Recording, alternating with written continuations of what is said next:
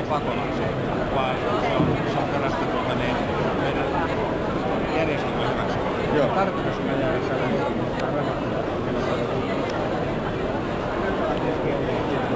Joo.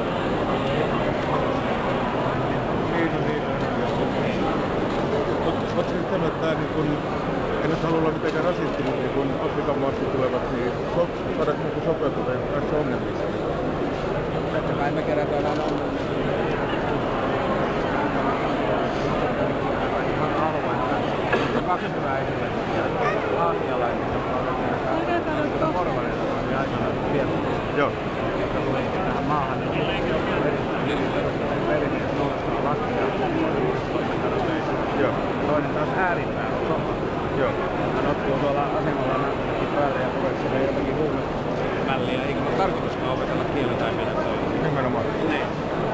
Mitä me voidaan tehdä? Edelleen hae sitä, että kun hyväksytään sitä tilannetta. Äänestää kokoomusta, ei siinä muuta vaihtoehtoa. Ja sisäasiaministeri saapuu meille. Selvä juttu. Niin.